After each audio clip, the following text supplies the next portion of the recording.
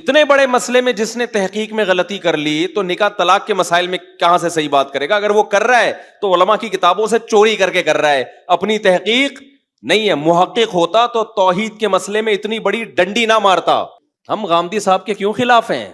غامدی صاحب بھی بہت ساری باتیں ٹھیک بھی کرتے ہیں، لیکن جو غلط کرتے ہیں نا وہ اتنی غلط ہوتی ہیں کہ ہماری درجہ اولا کے بچے کو پتا ہے کہ غلط ترجمہ ہو رہی ہے۔ سمجھ رہے ہو کہ نہیں سمجھ رہے؟ یہ محترم ڈنڈی مار رہے ہیں ترجمے میں۔ حضرت عیسیٰ کی حیات کا انکار کہ حضرت عیسیٰ آسمانوں پہ زندہ ہیں، یہ غلطی ایک ہے، اس کا وزن بہت زیادہ ہے، کیونکہ آپ سارے صحابہ کو، تابعین، تبع تابعین، چاروں ائمہ، محدثین، فقہا، سب کو سمجھ رہے، ان کو قرآن و سنت کا پتہ تھا ہی نہیں، اب ہمیں پتہ چلا ہے قرآن و سنت کیا ہے۔ یہ غلطی ایک ہے، لیکن یہ آپ کی علمی حیثیت کو 2% کی اس نے نہیں چھوڑا۔ آپ کو یہ بتا دیا کہ آپ کی تحقیق 2% کی بھی نہیں ہے، کچھ بھی نہیں آتا آپ کو۔ باقی جو صحیح باتیں آپ کر رہے ہیں وہ تو سارے کر رہے ہیں، تو آپ بھی کر لو، ٹھیک ہے، کیا کون سا آپ نے کوئی تیر مار لیا اس میں؟ عیسیٰ علیہ الصلوۃ والسلام کے بارے میں اجماع امت کیا ہے؟ حضرت عیسیٰ آسمانوں پہ زندہ ہیں۔ اب ہم جب اس میں سختی کرتے ہیں نا کہ یہ مسئلہ اجماعی ہے، غامدی صاحب نے جو اس کی مخالفت کی ہے غلط ہے، تو لوگ کہتے ہیں دیکھو غامدی صاحب کتنی محبت سے سمجھاتے ہیں اور یہ مولوی کیسے جذباتی ہوتے ہیں۔ کیونکہ ہمیں اس مسئلے کے ویٹ کا اندازہ ہے، اس لیے جذباتی ہوتے ہیں۔ وزن کا اندازہ ہے، جس نے تھوڑا سا بھی قرآن پڑھا ہو، حدیث پڑھی ہو، اس کو اس مسئلے کے ویٹ کا بولو اندازہ ہے کہ یہ کتنا وزنی ہے، اتنا ہلکا نہیں ہے جیسے آپ نے اڑا دیا اس کو ایکچولی کر کے۔ یہ تو اجماعی عقیدہ ہے بھائی، اور قرآن کہہ رہے جو اجماع امت کے خلاف چلے گا نولیہ ما تولا، جہاں جا رہے ہیں ہم جانے دیں گے اس کو۔ یہ بڑی سخت دھمکی ہے، پھر اس کی کوئی لگام نہیں ہوگی، بے لگام اونٹ کی طرح چلتا رہے گا۔ پھر وہ اتنا غلط ترجمہ، اتنا توڑا موڑا ہے آیت کو۔ اب جن کو نہیں آتا ترجمہ وہ تو کہیں گے کہ یار تحقیق ہے، جنہوں نے پڑھا ہوا ہے وہ کہیں گے بھائی آپ چھوٹی غلطی کر لیتے یار، رفع الیدین کے مسئلے میں کر لیتے، زور سے آمین، آہستہ آمین، یہ جھگڑے چل رہے ہیں ہمیشہ سے، کر لیتے۔ اتنے بڑے مسئلے میں آپ نے اتنا بڑا بلنڈر مارا، جیسے انجینئر علی مرزا نے آیت کا ترجمہ غلط کیا نا، خلا والی آیت کا۔ پوری امت کا اجماع ایک طرف ہے، اور آپ نے کہہ دیا عورت کو بھی عدالت سے ڈیورس کا حق ہے، جس طرح مرد کو طلاق دینے کا حق ہے۔ تو یہ چھوٹا مسئلہ نہیں ہے، جو انجینئر سے جو غلطی ہوئی ہے نا، یہ ویٹ کیا ہے؟ یہ بہت وزنی ویٹ ہے۔ آپ نے جو غلطی کی ہے وہ کام کیا جو یہود و نصارہ میں بھی نہیں تھا۔ آسمانی مذاہب میں ہمیشہ سے نکاح ختم کرنے کا اختیار مرد کے پاس ہوتا ہے، ہمیشہ سے۔ یہ تو اب سیکولر لبرل حکومتوں نے آ کے عورت کو اختیارات دیے ہیں۔ تو یہ مسئلہ ایک ہے، لیکن یہ آپ کی علمی شخصیت کو 2% کا نہیں چھوڑتا۔ اس سے پتہ چلتا ہے آپ کی علم کی حیثیت 2% کی نہیں ہے، پتہ ہی نہیں آپ کو قرآن و سنت میں لکھا ہوا کیا ہے۔ تو آپ باقی مسائل میں جو پیچیدہ ہیں ان میں کیا تحقیق کرو گے؟ تو بعض دفعہ مسئلہ ایک ہوتا ہے، وزن اس کا بولو بہت ہیوی ہوتا ہے۔ یہ جو کہتے ہیں نا، انجینئر صاحب نے 20 دفعہ یہ دعویٰ کیا ہے کہ عورت کو بھی ڈیورس کا حق ہے، یعنی خلا کے ذریعے، جس طرح مرد کو حق ہے۔ یہ لطیفہ ہے، یہ لطیفہ جس کو تھوڑا سا قرآن و سنت کا علم ہے، پورا خاندانی نظام کی ایسی کی تیسی، اور آپ کو نہ بخاری کا پتہ، نہ مسلم کا پتہ، نہ اجماع امت کا پتہ، تحقیق تو کر لیتے۔ تو اتنے بڑے بڑے بلنڈر ہوتے ہیں جس سے پتہ چلتا ہے بھائی آپ جن مسئلوں پہ تحقیق پیش کر رہے ہو نا، وہ تحقیق بھی کیا ہو جاتی ہے؟ مشکوک، کہ وہی ہوگی پھر جو یہاں کیا ہے۔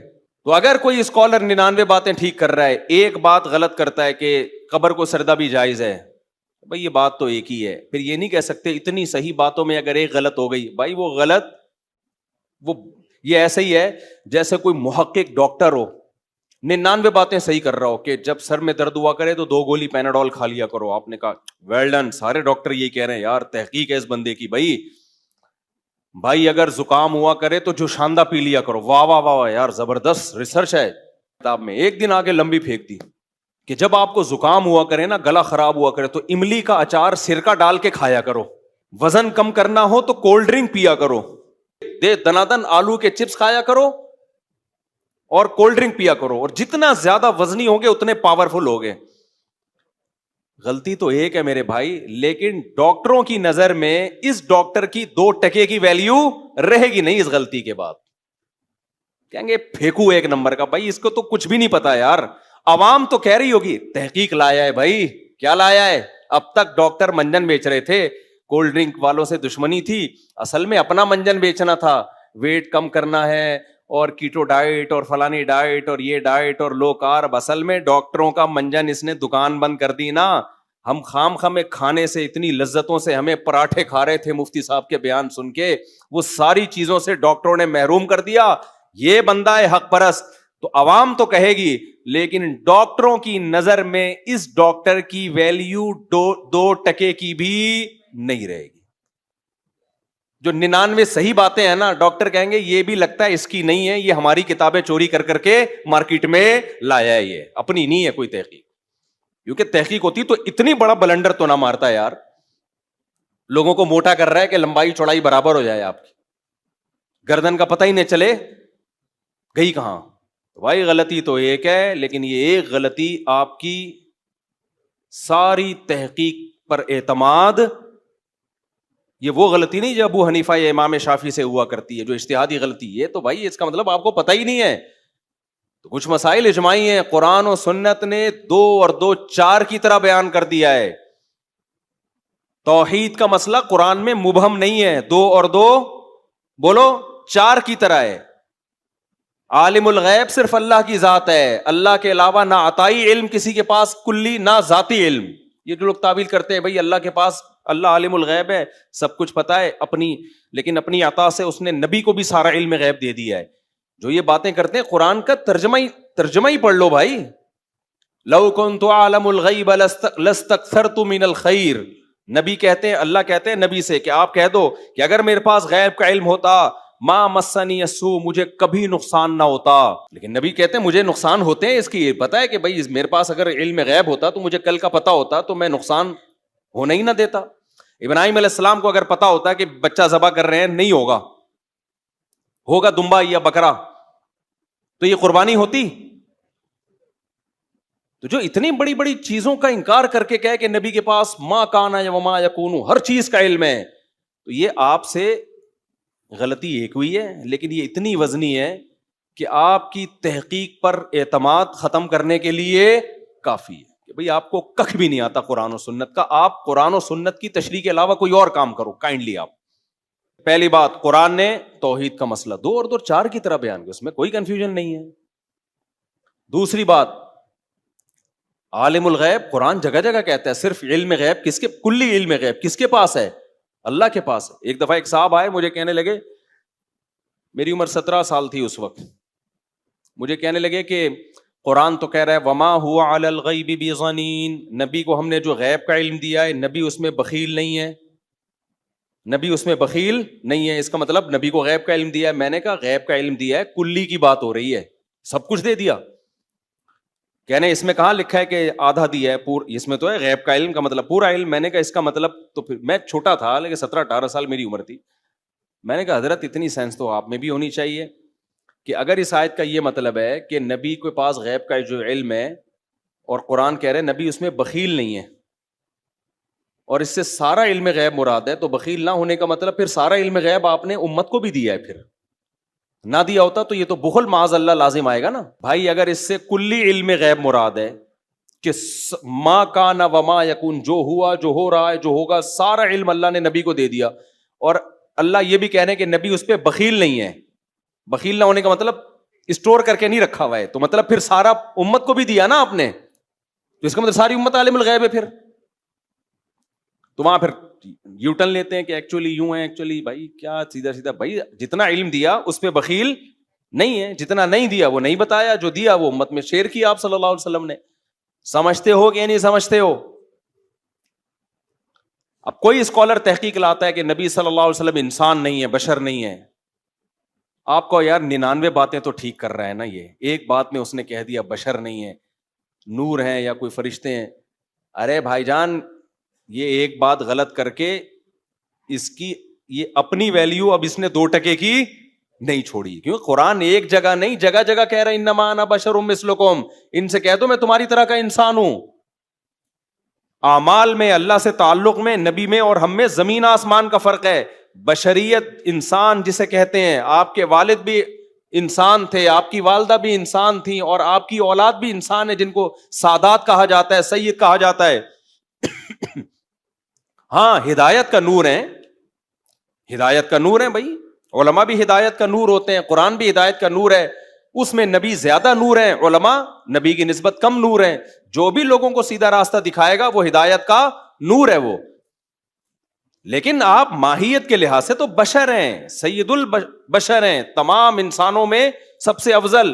آدم کی اولاد میں آدم علیہ السلام کو خلقہ من تراب, قرآن کریم نے مٹی سے بنایا, اور آدم علیہ السلام کی اولاد میں اللہ نے ہمارے نبی کو پیدا کیا. تو جب آدم مٹی سے ہیں تو ہمارے نبی کیسے نور سے بن گئے بھائی؟ یہ دو اور دو چار کی طرح قائد ہیں. اب کوئی اسکالر 99 باتیں صحیح کر رہا ہے, ایک بات میں یہاں کے گڑبڑ کر رہا ہے, بھائی اس کا مطلب الحم سے لے کے والناس تک اس نے قرآن سمجھا ہی نہیں ہے. تو دو اور دو چار کی طرح باتوں میں آپ گڑبڑ کر رہے ہو بھائی. اسی طرح ختم نبوت کا عقیدہ دو اور دو چار کی طرح ہی ہے. جب قرآن میں یہ ختم نبوت کی آیت نازل ہوئی, پوری امت نے یہی سمجھا لاسٹ میسنجر آف گاڈ محمد صلی اللہ علیہ وسلم. لو کان بعدی نبی لکان عمر, میرے بعد نبی ہوتا عمر ہوتے. حضرت علی سے آپ نے فرمایا کہ میری تم سے نسبت وہ ہے جو موسیٰ کو ہارون سے تھی, لیکن میرے بعد کوئی نبی نہیں ہے. کیا مطلب؟ اگر نبی ہوتے تو اللہ ایسا نبی بناتے جیسے موسیٰ کے ساتھ ہارون کو بنایا, کہ نبوت ختم, ہر طرح کی نبوت ختم. تبھی صدیوں سے امت اسی اجماعی عقیدے پہ رہی, بھائی اب کوئی نبی نہیں آ سکتا. اچانک ایک شخص اٹھتا ہے اور قادیانی کہتے ہیں یہ اللہ کا نبی ہے. اور تحقیقات اب لوگ جا رہے ہیں تحقیق, تبھی امام حنیفہ کا قول ہے کہ جو نبی کی نبوت کا انکار, ختم نبوت کا انکار کرے اور وہ یہ دعویٰ کرے کہ میں نبی ہوں, اس کے پاس تحقیق کے لیے جانے والا بھی کافر ہے. کہ آپ گئے کیوں اس کے پاس تحقیق کے لیے؟ یہ تو دو اور دو چار کی طرح اللہ نے اس کو کلیئر کر دیا ہے, اب تحقیق کے لیے کیوں جا رہے اس کے پاس؟ اسی طرح یاد رکھو جو غامدی صاحب نے انکار کیا نا حضرت عیسیٰ علیہ السلام کے آسمانوں پہ زندہ ہونے کا, یہ تحقیق نہیں ہے, یہ بلنڈر ہے. سمجھ رہے ہو یہ کیا ہے؟ یہ تحقیق نہیں. تحقیق آپ کو لگتی ہے, آپ تو قادیانی کے پاس بیٹھو گے آپ کو اس کا بھی لگے گا یار کچھ لا رہا ہے مارکیٹ میں. اتنے لوگ جو قادیانی ہو گئے ایسے ہی تھوڑی ہوئے ہیں, علماء کو چھوڑا تبھی تو ہو گئے. اور یہ جتنے قادیانی ہیں نا, آپ کو پتا ہے ہم تو بچپن میں کچھ ٹائم گزارے قادیانی کے ساتھ, یہ پہلے علماء سے بدگمان کرتے ہیں پھر اپنا منجن بیچتے ہیں. یہ ان کو پتا ہے جب تک مولوی کی دل میں عقیدت ہے تو قادیانیوں کو پتا ہے ہمارا منجن نہیں بکے گا. سارے مولوی ایسے ہوتے ہیں, مولوی 2 نمبر ہوتے ہیں, مولوی یوں کرتے ہیں, مولوی یوں کرتے ہیں. اس کا جواب آسان ہے بھائی, ہر داڑھی والا نیک نہیں ہوتا. بہت سے برے لوگ داڑھی رکھ لیتے ہیں, بہت سے برے لوگ مولوی کا گیٹ اپ بنا لیتے ہیں. اس کا یہ مطلب تھوڑی ہے کہ سارے علماء غلط ہو گئے, لیکن لوگ متاثر ہوتے ہیں ان کی باتوں سے. واہ بھائی واقعی وہ ہوتے ہیں ایسے. پھر جب مولویوں سے علماء سے اعتماد ختم, پھر وہ آیت کی جو تشریح آپ کو پہنانا چاہے وہ کیا کر دے گا؟ پہنا دے گا. غامدی صاحب نے انکار کیا, ان کے داماد نے انکار کیا, یا انہوں نے عورت پہ عدت نہیں ہے جو 3 مینسز ہیں نا, اور کہا کہ ایکچولی کر کے بیڑا غرق کر دیا. کیوں نہیں ہے عدت بھائی؟ اچھا بخاری مسلم کی حدیثیں, حضرت عیسیٰ علیہ السلام قرب قیامت میں نازل ہوں گے. لَيُوشِكَنَّ أَن يَنزِلَ فِيكُمُ ابْنُ مَرْيَمَ حَكَمًا وَعَدْلًا, ضرور تم پر ابن مریم نازل ہوں گے, حاکم بن کے, عادل بن کے. یکسر الصلیب, صلیب کو ختم کریں گے. وَيَقْتُلُ الْخِنزِيرَ, خنزیر کا دنیا سے خاتمہ کریں گے. وَيَضَعُ الْجِزْيَةَ, ایسی لڑائی ہوگی جزیہ کا نظام ختم کر دیں گے. اما الاسلام و اما السیف, یا تو اسلام یا تلوار. یہ عیسیٰ ابن مریم کا کام ہوگا. پوری امت کا اجماعی عقیدہ, بخاری مسلم کی حدیثیں. لیکن جب غامدی صاحب کے مسلک کے خلاف حدیث جائے گی تو حدیث حجت نہیں ہے. جب فیور کر رہی ہوگی تو حدیث کیا ہے؟ کسی ایک جگہ ٹکاؤ نہیں ہے. واضح اللہ نے بتا دیا, بل رفعہ اللہ الیہ. اللہ کہتے ہیں وما قتلوہ وما صلبوہ, کوئی قتل نہیں کیا, کوئی سولی پہ نہیں لٹکایا. اے اللہ پھر ہوا کیا؟ اللہ کہتے ہیں رفعہ اللہ, میں نے اپنی طرف اٹھا لیا ان کو. اس کے بعد بھی کچھ نہیں, لیکن آپ دیکھو گھمایا انہوں نے. داڑھی کا انکار کر دیا. حدیث میں آتا ہے اعف اللحا, داڑیاں بڑھاؤ, رکھنے کا کہیں بھی نہیں ہے. تورات تک میں لکھا ہوا ہے داڑھی بڑھانے کا, آج بھی یہودی وہاں سے نہیں ہٹا سکے. امریکہ میں ہم نے یہودی دیکھے اتنی بڑی بڑی داڑھیوں والے. یہودی جو کام نہیں کر سکا, ہمارے اسکالر نے وہ کام. آپ نہ رکھو یار, بہت سارے کام آپ شریعت کے نہیں کر رہے, چینج تو نہیں کرو شریعت کو. کہہ دیا بڑے آرام سے, جی اس دور کا کلچر تھا, داڑھی تو سب رکھتے تھے. نبی نے فرمایا 10 چیزیں پیغمبروں کی فطرت ہیں. نیچر ہیں جن میں ناخن کاٹنا. اب اس دور میں اگر ناخن کاٹنے کا کلچر تھا تو یہ تو نہیں کہ ناخن اس لیے بڑھانا کی اجازت دے دی جائے کہ اس دور میں کلچر تھا. 10 چیزیں پیغمبروں کی فطرتیں ہیں جن میں آپ نے فرمایا بغلوں کے بال صاف کرنا, زیر ناف بال صاف کرنا, مونچھیں گھٹانا, داڑھی بڑھانا. اور آج بھی تورات میں لکھا ہوا ہے کہ موسیٰ علیہ السلام کو اللہ نے کوہ طور پہ بلایا اور موسیٰ سے کہا اپنی قوم کو کہہ دیں کہ داڑھی مت کاٹنا. تبھی آج بھی یہودی کیا کرتے ہیں, داڑیاں رکھتے ہیں. پادریوں کی ہم نے بچپن میں اتنی بڑی بڑی داڑیاں دیکھی ہیں, اب کٹانا شروع کر دی. یہودی اب تک نہیں کٹا رہا داڑھی. اور ہمارے یہاں اسکالر آ گئے کہ ایکچولی کر کے داڑھی واڑی نہیں ہے اسلام میں, کلچر تھا اس دور کا. تو یہ چھوٹا جرم نہیں ہے, یہ بلنڈر ہے, ٹھیک ہے نا. اس سے آپ کی باقی تحقیقات کی بھی کوئی ویلیو بولو نہیں رہتی.